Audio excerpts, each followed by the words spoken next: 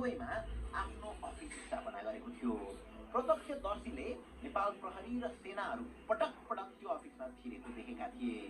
यसरी सिआइएले भारतीय intelligence agency रसँग मिलेर यो हत्याकाण्ड मचायो र यसको कभर अप स्टोरी स्वरूप हलिउडको कुनै सिनेमाभन्दा धेरै राम्रो स्क्रिप्ट तयार गरेर विश्वलाई त्यसमा विश्वास दिलाउन सफल भयो।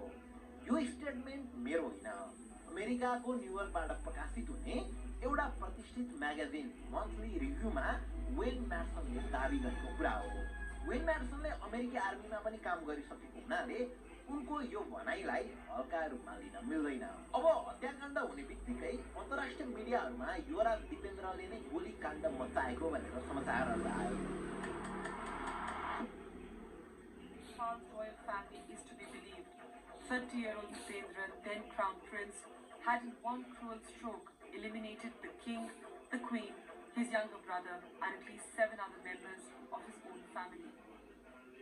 त्यहाँभित्र हत्याकाण्डमा बसेका प्रत्यक्षदर्शीहरूले पनि त्यही कुरा भने अनि इन्भेस्टिगेसन रिपोर्टमा पनि यही कुरा लेखियो।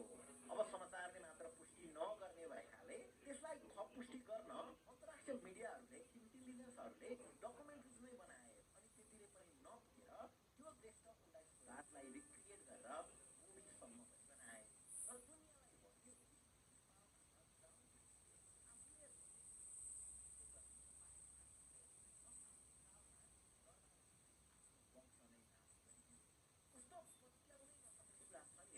तर के गर्नु, सबैले यही कुरा भने अनि यो 22 वर्षसम्म पनि हामीले यही कुरा पत्याउन बाध्य भयौँ। तर म तपाईँहरूलाई अर्को कहानी सुनाउँछु है त।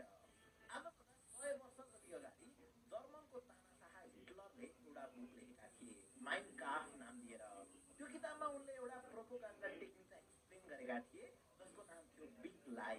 हिटलरले कस्तो भन्न खोजेका थिए भने मान्छेलाई बहकाउन यस्तो ठुलो झुट बोल्नुहोस्, यस्तो ठुलो झुट बोल्नुहोस् कि उनीहरूलाई लागोस् कि कोही कसैले यत्रो ठुलो झुट यस्तो कन्फिडेन्टली बोल्न सक्छ र।